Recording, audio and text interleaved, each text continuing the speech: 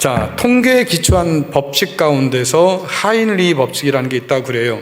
이 법칙의 별명이 있는데 1대 29대 300 법칙이라고 합니다. 자, 한번 보여주세요.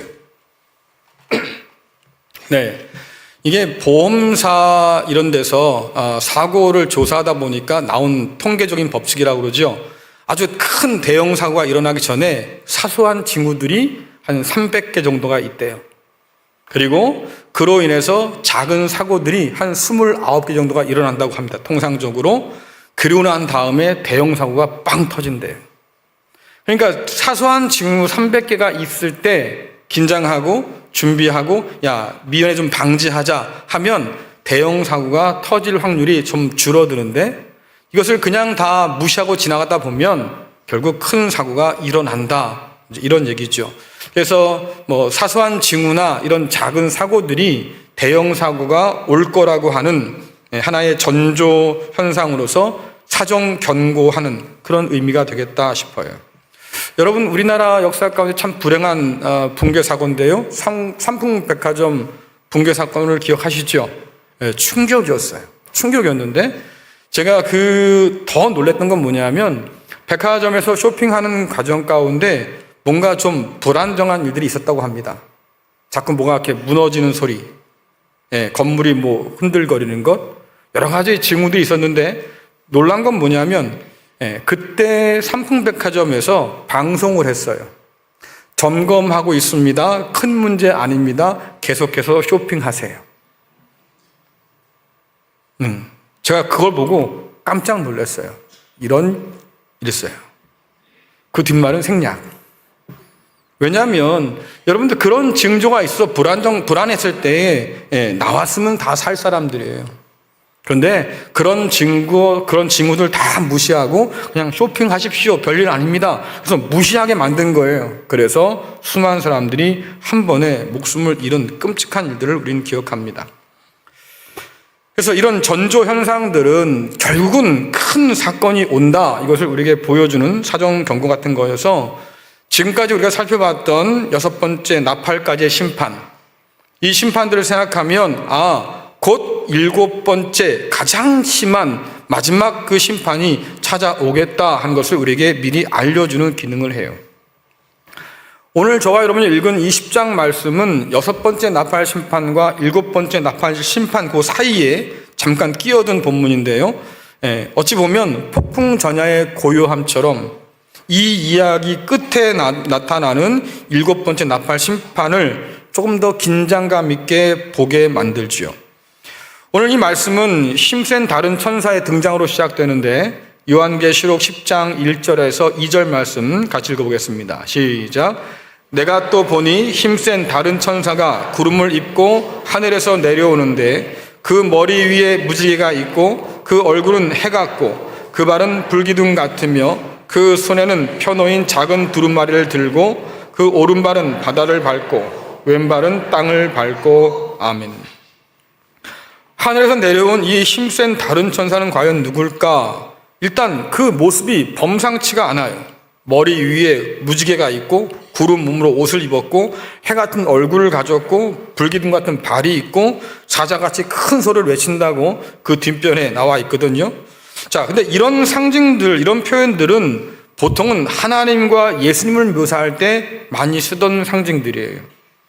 그래서 이런 상징들을 힘센 천사에게 적용했을 때는 이 천사가 신적 권세를 가진 아주 높은 그런 천사구나라는 것을 우리에게 보여줍니다. 구약 성경 읽다 보면 여러분 종종 잘 이해가 가지 않는 부분이 등장하는데 그게 뭐냐면 하나님의 천사, 하나님의 사자가 갑자기 어느 순간에 하나님으로 돌변하는 장면들을 우리가 생각할 수 있습니다. 소돔과 고모라를 심판하시러 하나님께서 세 천사를 보내셨는데요. 그 세 천사 중에서 두 사람이 소돔과 고모라로 떠나고 한 천사만 남아서 아브라함과 이러저런 얘기를 하잖아요. 그렇죠? 근데 그런 얘기 하다가 보니까 나중에 그 하나님의 천사로 알았던 그 사람이 결국 내가 곧 하나님이야 라고 한 자기를 드러내는 것을 봅니다. 또 야복강에서 야곱과 씨름하던 천사도 여러분 기억할 텐데 한참 씨름하다가 이제 날이 좀 밝을 때가 되니까 천사가 그러잖아요. 나를 놔줘라. 이제 내가 올라갈 때가 되었다. 그랬더니 이 야곱이 그 천사를 붙들고 놓아줄 않아요. 나를 축복하지 않으면 내가 놓을 수가 없습니다. 잡아 끌고 난리가 났는데 그때 갑자기 그 천사의 그 음성이나 이게 다 바뀌죠. 하나님으로 드러난 것을 볼 수 있어요. 그래서 분명 오늘 기록된 이 힘센 다른 천사도 하나님은 아닐 텐데, 하지만 그를 묘사하는 무지개라든가 해라든가 뭐 불기둥이라든가 사자와 같은 목소리 같은 것, 이런 의미를 보면 이렇게 갑작스럽게 하나님으로 등장하는 그런 하나님의 권세를 가진 천사를 생각나게 한다라고 하는 거예요. 이 힘센 다른 천사의 발을 좀 더 생각해 볼 텐데요. 오늘 말씀해 보니까 그 발은 불기둥 같다 그랬습니다. 그리고 그 불기둥 같은 발로 바다와 땅을 밟고 서 있다 그랬는데, 이 밟고 서 있다고 하는 것은 정복했다는 뜻이에요. 예전에 제국들이 있을 때 말입니다. 황제가 이렇게 자기의 그 보좌 위에 딱 앉아 있잖아요. 그러면 발을 딱 걸쳐놓는 발등상이 있어요. 근데 그 발등상에 보면 그 왕이 정복한 나라와 왕들의 이름을 쭉 적어 놓습니다. 무슨 뜻이겠어요? 다 내 발 아래에 있다. 왜? 내가 다 정복했거든. 그래서 내가 너의 주권자야, 이것을 보여주는 것이 발 아래에 두는 행동입니다. 그래서 오늘 천사가 그래요. 이 바다와 그 땅을 발로 밟고 있다고 하는 것은 하나님께서 땅과 바다의 주권자가 되신다라는 의미이기도 하겠고, 좀 더 생각해 보면, 한번 여러분 생각해 보세요. 불기둥이 바다와 땅에 있었던 때가 언제입니까? 좀 더 쉽게 말씀드리면, 여러분들 성경에서 불기둥이 어디서 나와요? 출애굽에서 나와요. 그렇죠? 자, 출애굽에 보면 하나님께서 낮에는 구름기둥, 밤에는 불기둥, 그러니까 낮에는 구름기둥이 확실하게 보이죠. 왜? 하늘에 정말로 제가 가보니까요, 하늘에 조각구름 한 그룹이 없어요. 그만큼 아주 맑아요. 그런데 거기에 구름기둥이 딱 서 있으면 누구도 의심하지 않을 거야. 야, 하나님이 저렇게 우리를 인도하고 계시는구나. 밤에는 깜깜한데 말입니다. 불기둥이 딱 서 있어요. 그럼 뭐 누구라도 의심할 수 없는 거죠. 하나님이 저기 계셔서 우리를 인도하시는구나. 우리 앞서 행하시는구나. 그런데 이 불기둥이 낮에 보일 때가 언제였냐면 홍해 사건이었어요. 앞에는 홍해고 이스라엘 백성이 홍해로 가는데 뒤에는 애국 군대가 쫓아오고 있습니다. 그러니까 앞에서 인도하던 여호와의 사자가 이스라엘 진 뒤로 가서 이스라엘 백성과 애국 군대 사이로 끼어드는데 그때 화염이 일었다고 그랬어요. 그러니까 하나님의 불기둥이 낮에 홍해 앞에서 드러났다라고 하는 거죠. 그래서 홍해와 광야에서 드러난 이 불기둥이 도대체 어떤 의미냐라고 하니까 그 백성을 보호해요. 그 백성을 인도해요. 그 백성을 지키십니다. 반대로 홍해와 그 광야에서 하나님은 모든 대적들을 다 흩어버렸어요. 그러니까 하나님의 주권을 가지고 그 백성을 지키시고 대적자들을 심판한 장면이 홍해와 광야 가운데서 드러난다고 하는 거죠. 요한은 환상 중에 사탄의 두 협력자를 보는데, 이건 다음에 우리가 다룰 말씀이긴 하지만 좀 더 먼저 살펴보면 하나는 바다 위에서 올라오는 짐승이 등장합니다. 이 짐승은 로마 제국을 상징하기도 하고 오늘날로 말하면 세상 권세를 상징하기도 해요. 또 다른 하나는 땅에서 올라오는 짐승이라고 하는데 이 짐승은 거짓 선자들을 상징합니다. 오늘날로 말하면 하나님을 온전하게 믿지 못하게 하는 그런 수많은 거짓된 생각들이 이 거짓 선자들, 땅에서 올라온 짐승이라고 말할 수 있는 거지요. 근데 힘센 천사가 바다와 땅을 밟고 서 있다고 하는 것은 바다와 땅의 주권이 하나님께 있지만 이 땅이 사단을 통해서 말입니다, 타락했다는 것을 보여주는 거예요. 하나님이 그 땅과 바다를 밟고 있다고 하는 것은 세상을 망가뜨린 사단과 그 협력자들을 반드시 심판할 것이라고 오늘 우리에게 보여주는 거지요. 이 땅 내 거야. 너희들이 더럽혔지만 내가 다시 회복할 거야. 이것을 보여주는 장면이 오늘 힘센 천사가 바다와 땅을 밟고 선 그런 모습이라고 할 수 있겠습니다. 그렇기 때문에 여러분들 마지막 심판에 관한 우리들의 이 성경의 말씀들은 우리에게 두려움을 주려고 주신 말씀이 아니에요. 우리에게 소망을 주려고 하는 거죠. 오늘 성가대 찬양이 성경의 이 주제와 아주 딱 맞아 떨어져요. 소망 가운데서 주님을 끝까지 믿고 따라가자고 하는 그 찬양만큼이나 오늘 말씀도 우리에게 그것을 가르쳐주고 있는데, 제가 그래서 거짓 종말론자들, 시한부 종말론자들 제가 좀 미워해요. 싫어할 뿐만 아니라 미워해요. 왜냐니까 하나님께서 우리에게 전해주신 이 마지막 때의 소망을 제대로 보지 못하게 만들지요. 우리는 새하늘과 새 땅을 기대할 수 있다고 성경은 가르침에 불구하고 그런 잘못된 종말론에 빠져들기 시작하면 오히려 두려움에 떨고 공포에 떨어요. 주님이 오신다는 사실이 별로 기쁘지 않아요. 하나님께서 우리에게 가져다 주신다고 했던 새하늘과 새 땅을 소망하지 못해요. 왜? 두려움에 사로잡혀서 떨고 있기 때문에. 이것은 요한계시록이 원하는 게 아니에요. 하나님께서 그 계시록을 통해서 오늘 우리에게 원하신 것이 아니에요. 하나님은 분명한 약속 가운데서 그날을 소망하기를 원하고 하나님께서 가져오실 그날을 바라보면서 오늘을 견디고 이기고 끝까지 믿음을 지키기를 원하신다고 요한계시록은 계속 우리에게 말씀해 주잖아요.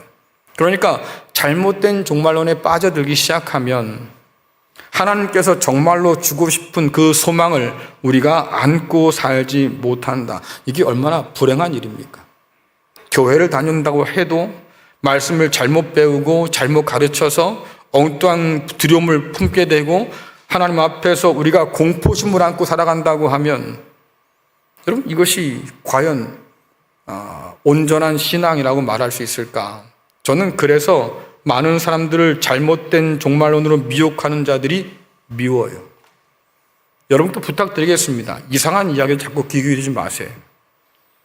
성경이 전하는 그 이야기 가운데 상징은 상징으로 해석돼야 되고, 그것이 지금 현재 시대가 아니라 그 옛날 2000년 전에 예수님 살았던 혹은 요한이 살았던 그 문화적 배경들을 우리가 가지고 이것을 이해하지 못하면 정말 엉뚱한 생각을 할 수밖에 없겠다. 시한부 종말론이라든가 아니면 잘못된 그런 왜곡된 종말론들이 혹하는 이유가 있습니다. 왜? 그 사람들은 정확하게 찝어주거든요. 짐승은 누굴 뜻하는 거고 뭐는 뭘 뜻하는 거야. 그래서 이 나라에 이 시대에 누가 어느 나라가 짐승이 될 거고 어느 사람이 그런 666 짐승의 표를 받은 사람이 될 거야. 찝어주거든요. 우리가 너무 분명하잖아요. 너무 선명하잖아요. 하지만 가짜다. 그러니까 엉뚱한 이야기에 마음 뺏기지 말고 하나님께서 우리에게 주고자 하는 진짜 소망을 붙들 수 있기를 간절히 축원합니다. 힘센 다른 천사가 사자처럼 부르짖는다고 하는데 그때 7 우레가 소리를 낸다 이렇게 말하고 있어요. 자, 요한계시록 10장 3절부터 4절 말씀 읽겠습니다. 시작. 사자가 부르짖는 것 같이 큰 소리로 외치니 그가 외칠 때 7 우레가 그 소리를 내어 말하더라. 7 우레가 말을 할 때에 내가 기록하려고 하다가 곧 들으니 하늘에서 소리가 나서 말하기를 7 우레가 말한 것을 인봉하고 기록하지 말라 하더라. 아멘. 소리를 내서 말하는 7 우레, 참 표현이 이상하죠. 우레라고 한 것은 워낙에 큰 소리를 뜻하기도 하니까. 자, 그런데 시편 29편에 보니까 이 우레소리가 여호와의 소리로 등장할 때가 있습니다. 무려 7번 여호와의 소리가 우레소리로 등장하는데, 그래서 7 우레가 아닐까 이런 생각들을 학자들은 해요. 그런데 이 7 우레가 전하는 말이 뭘까라고 하니까 시편 29편에서도 심판에 대한 하나님의 계획과 뜻을 전하고 있다고 하는 거지요. 그 표현을 그대로 가지고 들어와서 요한계시록에서 요한도 그래요. 7 우레가 하나님께서 이 땅을 심판하실 그 계획에 대한 이야기를 꺼내놓는다라고 하는 것이고, 요한이 이것을 지금 기록하려고 하니까 말입니다. 하늘에서 뭐라 그럽니까? 기록하지 말아라, 봉인해라, 그렇게 말해요. 이를 근거로 학자들이 뭐라고 얘기하냐면, 요한이 본 심판 환상은 본래 4가지였다라고 생각합니다. 7인, 7 나팔, 7 대접, 7 우레라고 했는데 그 중에 7 우레가 빠졌지요. 왜 그럴까? 하나님께서 그 심판을 봉인하셔서 실행되지 않도록 만드셨기 때문에 요한은 봉인된 7 우레의 심판을 빼고 나머지 3개의 심판 환상을 우리에게 소개해 준 것이라고 사람들은 이해해요. 자, 그러면 왜 하나님께서 7 우레의 심판을 봉인하셨을까? 이게 중요한데, 우리가 앞서 있는 이야기를 가지고 살펴보면 심판에도 불구하고 회개하지 않는 악한 자들이 있었어요. 그 심판을 받고도 여전히 우상숭배에 빠져 살고, 여전히 세상 권세 앞에 절하고 살고, 사단의 그런 조력자가 되어서 말입니다, 사단을 따라 살고, 이런 사람들이 여전히 있었다. 회개할 줄 모르고 심판을 받았음에도 불구하고 두려움이 없는 사람들, 여러분, 이런 사람들한테는 아무리 얘기해도 소용이 없잖아요. 그렇죠? 들을 마음이 있는 사람에게 말해야 그것이 효과가 있는 거지, 들을 사람이 전혀 아닌 사람한테 아무리 떠들어 봐야 입만 아프다. 심판의 경고를 주었지만 그들이 그 경고를 무시하는 사람들이다, 그 말이에요. 그러니까 더는 경고할 이유가 없다고 지금 말씀하고 있는 거죠. 출애굽기에 보면 하나님의 심판을 받을수록 더 완악해지는 애굽 바로를 보여줍니다. 참 이상해요. 아니, 그 정도 얻어맞으면 정신 차려야지. 그렇죠? 못하러 10가지 재앙을 다 맛보고 살아야겠습니까? 또 마지막 홍해의 그 심판을 경험해야 했을까요? 아니에요. 그 전에 두 손 두 발 다 들고 하나님 잘못했습니다, 내가 말씀대로 다 보낼 테니까 이제 그만 재앙 거두십시오, 뭐 이랬으면 됐을 거예요. 그런데 회개하지 않아요. 끝까지 악에 바쳐서 하나님께 대적합니다. 결국 어떻게 됩니까? 경고 없이 이제는 홍해에서 심판을 받아요. 그 전까지는 다 모세를 보냈어요. 모세야, 가서 그렇게 전해라. 만약에 말을 안 들으면 이런 증거를 보여주어라. 이런 얘기 많이 했잖아요. 강물이 피가 될 거다, 뭐 메뚜기가 올 거다, 막 경고하잖아요. 그럼 경고 앞에서 돌이키면 그 재앙이 일어나지 않았을 텐데 그들이 경고를 듣고도 무시했어요. 이제는 홍해 앞에서 그들이 멸망할 때는 하나님이 경고하지 않습니다. 바로 심판 가운데 빠져들게 만들지요. 마찬가지다. 7번째 나팔 심판은 끝까지 회개하지 않는 자에게 임할 심판인데, 그 심판은 지체되지 않고 반드시 이루어질 거고 더는 경고 없이 주어질 거다라고 말씀하시는 거예요. 그래서 주님께서 그 말씀하신 겁니다. 인자가 올 땐 도적같이 올 거야. 그렇죠? 경고하고 오는 게 아니라 그 말이에요. 갑작스럽게 온다고. 그게 주님께서 마지막 우리에게 하신 말씀 아니에요? 그러니까 성경이 뭐라 그럽니까? 깨어 있어라. 깨어 있어라. 깨어 있어라. 깨어 있어야만 갑작스럽게 오시는 주님을 우리가 맞이할 수 있겠다라고 말하잖아요. 그래서 이 확실한 심판에 대해서 힘센 천사가 오늘 맹세하면서 말씀을 하고 있는데요. 자, 요한계시록 10장 5절에서 7절 말씀 같이 읽겠습니다. 시작.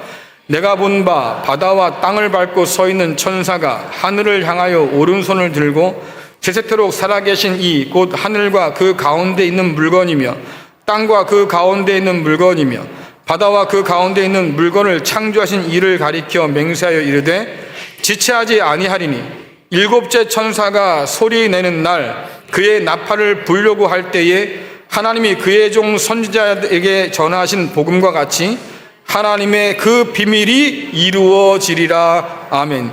다시 말하면 이 말씀을 압축하면 그거예요. 지체하지 않고 이룰 것이다.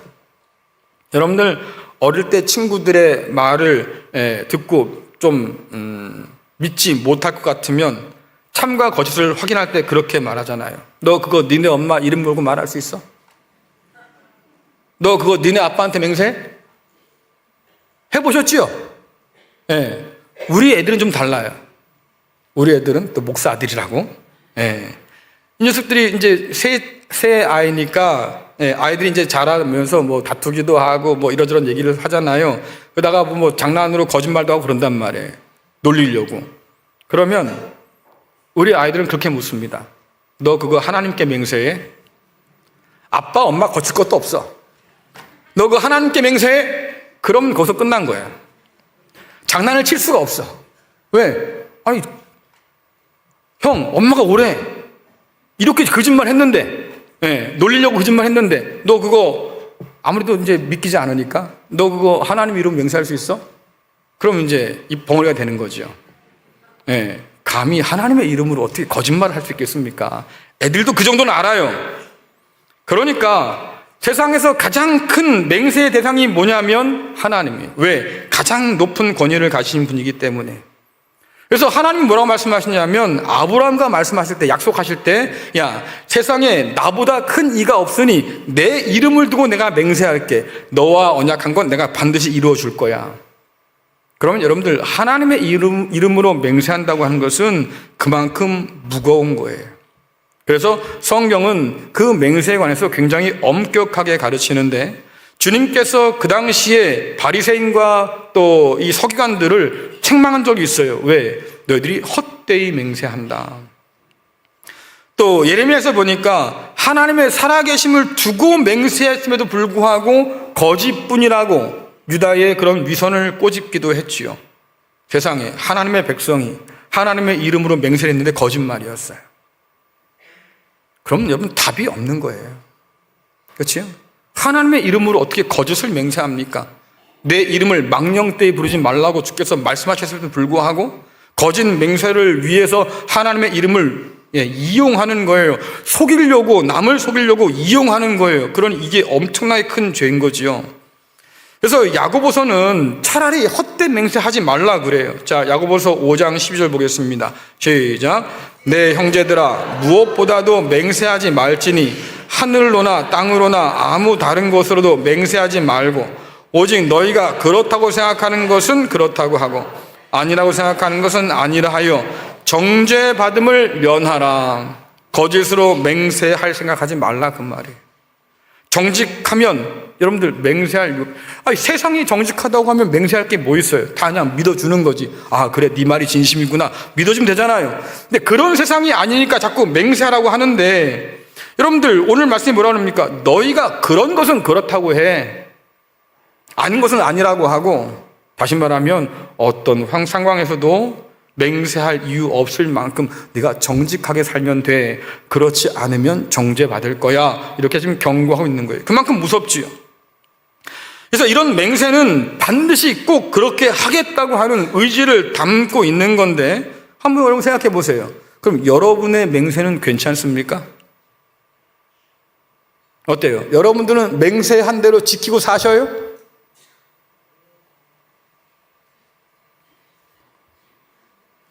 그럼 맹세를 한 적은 있어요? 네, 지켰어요? 네, 고맙습니다. 이번에 어떤 그 이혼 프로그램을 보니까요, 남자하고 여자하고 하여튼 그냥 박 터지게 싸웠는데 그때마다 남자가 쓴 각서가 이만큼이더라고. 쓰면 뭐 하냐고 그거. 그렇죠? 맹세를 했지만 지키질 않아. 그렇죠? 네. 이런 게 문제잖아요. 자, 그럼 한번 생각해 보세요. 여러분 송구영신 예배 때 여러분 하나님께 약속한 거 있지요? 약속했어요? 안 했어요? 그냥 대충 살 거예요 그랬어요? 아니면 열심히 살 거예요 그랬어요? 하나님 내가 올해는 조금 더 하나님 더 사랑하려고 애써 볼게요 이랬을 거 아니에요. 그렇죠? 그런데 지키냐고. 우리가 예배 가운데 들어와 있습니다. 이 예배 자리에서 우리가 하나님께 뭐 하고 있는 거예요 지금? 예배를 드리며 약속한 거예요. 하나님 내가 오늘 주신 은혜 가지고 내가 한 주를 또 살아보겠습니다. 오늘 성가대 찬양했는데 그거 아주 무거운 맹세인 거예요. 그렇잖아요. 내가 주님을 끝까지 따라가겠습니다 했으니까 그거 그냥 노래일 뿐인 거잖아요. 노래. 이러면 안 된다고. 왜? 예배는 찬양은 우리의 전심을 담는 것이어서 그것이 하나님께 대한 맹세가 되기도 하겠다. 바다와 땅을 밟고 선 천사가 하늘의 하나님께 무엇을 맹세할까? 지체되지 않을 것이다 라고 얘기해요. 그러면 지체하지 않고 이룰 일이 뭐냐라고 하니까 일곱 번째 천사가 나팔을 불어서 이룰 하나님의 비밀이 있다고 하는데 이 비밀은 선지자들로부터 계속해서 전해져 왔던 것이에요. 여러분들이 예언서를 보시면 공통점이 하나 있습니다. 예언자들이 다 꿈꾸는 세상이 있어요. 그게 뭡니까? 하나님의 백성들이 하나님께로 돌아와 예배하는 것, 하나님을 아는 지식이 온 땅 가운데 바다처럼 충만한 것. 그래서 섬나라에 있는 사람들조차도 예루살렘으로 와서 하나님을 예배하게 되는 것. 이런 엄청난 그런 비전을 꿈꾸고 있다 그 말이죠. 근데 그것이 그때까지는 어렴풋한 비밀처럼 남아 있었는데 이제 그리스도 예수께서 이 땅 가운데 오셔서 그것이 완전히 드러났어요. 그것이 복음이죠. 하나님 나라 가까이 왔어. 하나님이 그 나라를 이루실 거야. 그 나라를 이루시기 전에 모든 악을 심판하실 거야. 이 이야기를 계속 꺼내 놓으셨고 이제는 다시 오실 주님께서 그 모든 것을 실행하셔서 완성할 때가 되었다고 하는 거죠. 여러분, 그게 7번째 나팔을 불 때 일어날 일들이에요. 다시 말하면 주님께서 오시는 그날, 주님께서 재림하시는 그날, 이 세상의 모든 악이 다 심판받고 하나님의 온전한 약속이 성취되는 바로 그날이 7번째 나팔을 부는 날이다라고 하는 거예요. 그래서 죽임당하신 어린 양 예수께서 열어서 실행하실 그 심판과 또 그로 인한 새로운 창조에 관한 비밀들을 이전의 선지자들부터 우리가 전해받은 거고 또 오늘 우리도 그것을 믿고 살아가는 거죠. 그러면 악을 반드시 심판할 거야. 새하늘과 새 땅을 내가 가져다 줄 거야. 만물을 내가 회복할 거야. 하나님의 의지가 분명히 담겨 있는 맹세예요. 근데 여러분들, 이것이 의지만 있는 것이 아니고 정말로 하나님께서는 그 일을 위해서 열심으로 실행하셔요. 주님께서 병자를 고치시면서 그 안식일에 뭐라고 말씀하십니까? 너희는 쉴지 모르겠지만 너희 아버지는 오늘도 일하신다, 이렇게 말씀하잖아요. 그러니까 누구보다도 열심으로 그 나라를 가져오기 위해서 일하신 분은 바로 우리 하나님이시다. 그러니 그 하나님의 약속을 믿고 그 하나님을 신뢰하는 것이 오늘을 살아가는 우리의 소망이다라고 하는 거죠. 세상 악을 두려워하지 말고 하나님을 보라고 격려하는 이유가 바로 거기에 있어요. 자, 여러분들 한번 생각해 보세요. 올해 여러분 가운데서 나는 꼭 다이어트하고 말 거다 결심 한번 흔들어 보십시오. 저 어디에 손 들어서 감사합니다. 용기가 있으신 분이시군요. 자, 그런데 그렇게 다이어트를 꼭 하고 말 거야 굳은 의지를 가지고 있는데요, 문제는 뭐냐면 먹는 걸 안 줄여. 맛있게 먹으면 0칼로리 그거 자꾸 먹어. 뿐만 아니라 소파에 껌딱지가 돼가지고 소파에 그냥 들어누워 살아. 그럼 살이 빠질까요, 안 빠질까요? 안 빠져요. 여러분, 의지만 가지고 되는 것도 아니다. 그렇죠? 의지만 가지고 되는 게 아니에요. 그러면 살을 빼겠다, 다이어트 하겠다 의지를 가지고 있으면 뭐 해야 돼요? 움직여야지. 덜 먹고, 그렇죠? 운동 열심히 하고, 그래야 건강하게 살을 빼면서 건강을 유지할 수 있는 거 아닙니까? 똑같다 그 말이에요. 하나님께는 세상을 창조한 능력이 있는 분이셔요. 그러니 새로운 창조를 이루실 능력도 있지요. 근데 오늘 맹세하게 말씀하셨어요. 내가 반드시 그것을 이뤄버릴 거야 말씀하셨으니까 의지도 있어요. 근데 열심히 없으면 어떻게 될까요? 말뿐이면 의미 없는 거잖아요. 하지만 하나님은 오늘도 열심히 일하신다. 열심히 일해요. 그러니 그 하나님이 오늘 우리의 소망이 되신다. 우리가 바라보는 세상은요, 참 취약합니다. 그렇잖아요. 전쟁 하나만 일어나도 세상이 뒤집혀요. 물가가 오르고 환율이 잘못 막 뒤집히고 경제가 엉망이 되어버리고 사람 하나 이상하게 세워놓으니까 말입니다, 세상이 발칵 뒤집히잖아요. 환율 때문에 지금 난리고 세금 뭐라고 그래, 국가 간에 관세 때문에 난리도 아니죠. 아니 이게 지들만 사는 세상도 아닌데 왜 이렇게 됐을까? 그만큼 세상은 취약하다. 우리가 믿고 안전하다, 우리가 믿고 참 평화롭다 하는 그 모든 것들이 하나만 삐끗해도 다 흔들리고 무너지는 게 이 세상이다. 하지만 이런 세상 중에서 변하지 않는 것은 하나님 여전히 살아계시고 여전히 약속한 대로 이루시기 위해서 오늘도 일하고 계시고 반드시 그 언약한 대로 그 나라와 그 땅을 우리에게 가져다 주신다고 약속하셨으니까 오늘 믿음은 그 하나님을 신뢰하고 믿는 것이 믿음이라고 이야기하고 있는 거예요. 여러분들 엉뚱한 거 바라보지 마시고 변함없이 우리 하나님을 바라볼 수 있기를 간절히 축원합니다. 오늘 마지막으로 살펴볼 것이 뭐냐면 작은 책이 등장하는데, 이 책은 요한계시록 5장에서는 두루마리로 등장했던 책이에요. 그러나 오늘 요한계시록 10장에서는 작은 책으로 등장합니다. 이유가 뭘까라고 하니까 요한계시록 5장에 등장했던 그 책에는 봉인이 되어 있는데 주님께서 그걸 다 떼서 하나씩 다 지금 실행하셨습니다. 이제 남은 게 하나 남은 거잖아요. 그러니까 다른 건 다 이루어졌고 남은 게 하나 남아 있으니까 그것을 작은 책으로 지금 묘사하고 있는 거예요. 자, 요한계시록 10장 8절에서 10절 말씀 같이 읽겠습니다. 시작.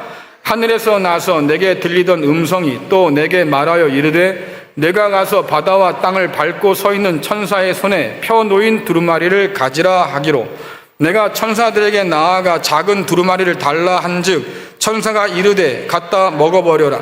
내 배에는 쓰나 내 입에는 꿀같이 달리라 하거늘 내가 천사의 손에서 작은 두루마리를 갖다 먹어버리니 내 입에는 꿀같이 다나 먹은 후에 내 배에서는 쓰게 되더라. 아멘. 힘센 천사가 들고 있던 그 작은 책 두루마리를 요한에게 먹으라고 말씀하시는데 이 두루마리를 먹는다, 책을 먹는다고 하는 것은 아주 오래된 표현이에요. 예언자들이 하나님께 예언을 받고 예언자로 부름받는 그 소명을 쓸 때 많이 쓰는 편인데 특별히 에스겔서를 보면 비슷한 게 나오죠. 자, 에스겔서 3장 1절부터 3절 말씀 읽겠습니다. 시작. 또 그가 내게 이르시되 인자야 너는 발견한 것을 먹으라. 너는 이 두루마리를 먹고 가서 이스라엘 족속에게 말하라 하시기로 내가 입을 벌리니 그가 그 두루마리를 내게 먹이시며 내게 이르시되 인자야 내가 내게 주는 이 두루마리를 내 배에 넣으며 내 창자에 채우라 하시기에 내가 먹으니 그것이 내 입에서 달기가 꿀 같더라. 아멘.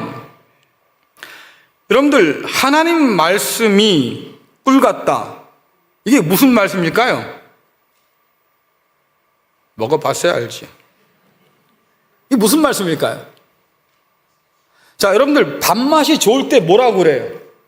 그렇죠. 꿀맛 같다 그러잖아요. 성경에 보니까 하나님 말씀이 양식인데 그 양식이 꿀맛 같다. 그 말씀이 참 내게 꿀처럼 달다. 이런 표현이 되는 거예요. 그러니까 창자에 채우라 하기도 하시고 배에 넣으라고 말씀하시겠지요. 자, 그러면 하나님의 말씀이 꿀처럼 달 때가 언제였어요, 여러분들은? 언제였어요, 여러분들은? 하나님의 말씀이 정말 꿀처럼 달더이다. 언제였어요? 있어요, 없어요, 그런 때가? 그게 언젠데, 그러니까?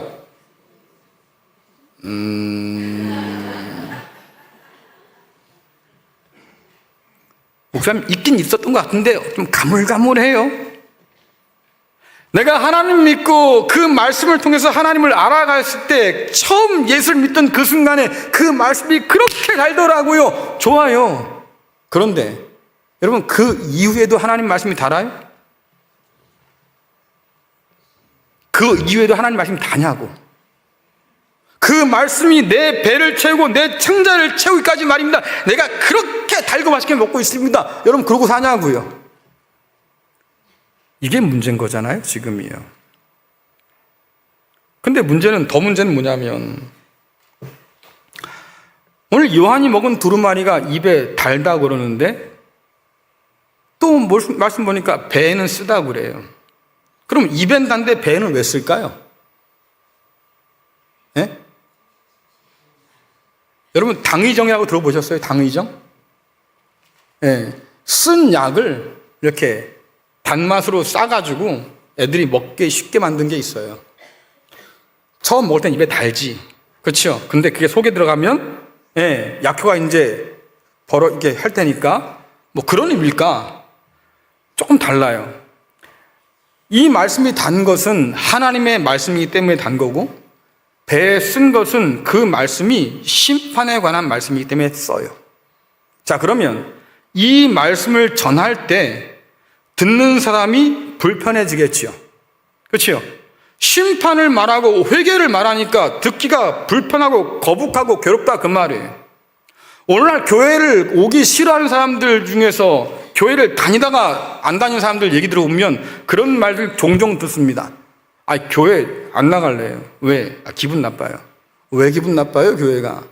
아니, 나는 열심히 사는데, 나는 법 없이도 살 사람인데, 자꾸 나한테 죄인이라고 하고, 진노의 자녀라고 하고, 막 이러잖아요. 기분 나쁘지, 그러면. 그래서 안 나온대. 그렇죠? 그럼 한번 잘 생각해 보세요. 여러분들이 아파서 병원 갔는데요. 의사가 오진을 했어. 그럼 하는 말이 뭐냐면, 아유, 이건 아무것도 아니에요. 그냥 진통제 줄 테니까 그거 먹고 조금만 있으면 다 나을 거예요. 아파서 갔는데 듣기는 좋아. 그렇죠? 결국 어떻게 돼요, 근데? 결국 병이 더 커져서 죽어요. 복음이 우리에게 쓰게 말할 때는 쓰게 받는 것이 맞아요. 그리고 그것을 받아들이고 순종한 게 맞아요. 그런데 보통은 어떻게 반응하냐면 듣는 사람이 쓰다고 하니까 결국은 전하는 사람을 쓰게 만들어요. 그것이 이스라엘 백성들이 했던 일들이잖아요. 그렇죠?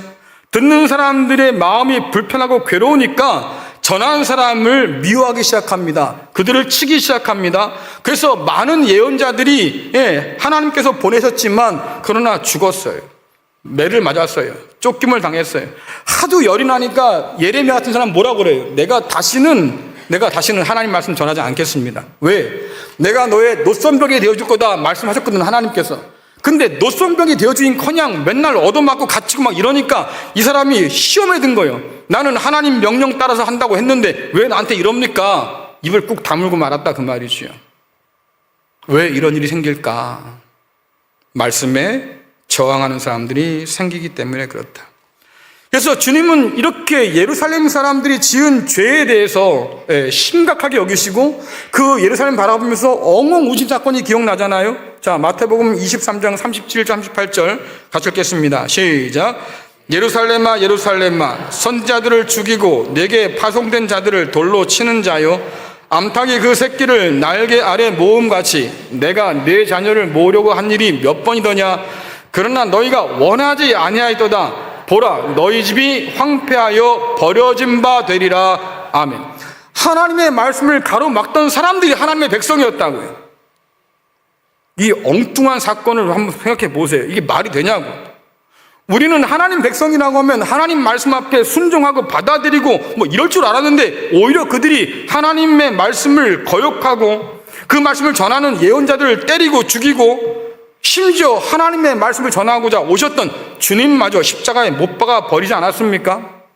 그래서 요한복음에서 말씀하시는 거예요. 목자의 음성을 알아듣고 목자를 따라 나서는 양이 목자의 양이야. 그 얘기는 뭡니까? 하나님 말씀을 거역하고 회개하지 않는 자들, 하나님께 속한 자가 아니라고 하잖아요. 결국은 망한다. 문제는 이런 상황이 오늘도 변함이 없다는 게 문제예요. 설교 끝나고 나면요, 수근수근 되겠지. 아우, 오늘 목사님 또 치대. 입을 막아. 아우, 또 정치 얘기야. 입을 막아. 정의를 얘기하는데 듣는 사람은 정치 얘기한다고 알아들어. 그래서 예수를 죽였다고.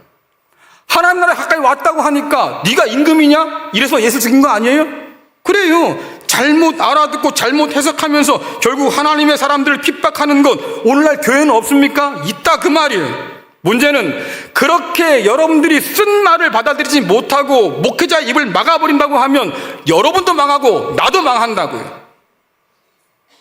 이게 심각한 거 아니에요, 여러분들? 아니, 둘 다 죽을 일이 뭐 있어? 안 그래요?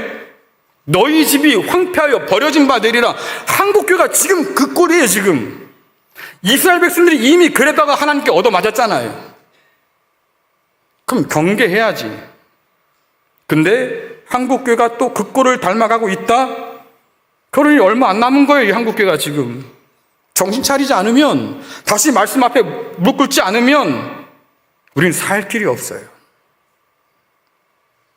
예수를 죽인 사람들 앞에서 베드로와 요한이 설교를 합니다. 설교하니까 두 부류로 나눠요. 한 사람은 가슴을 치며 울어요. 그럼 우리가 어떻게 하면 좋겠습니까?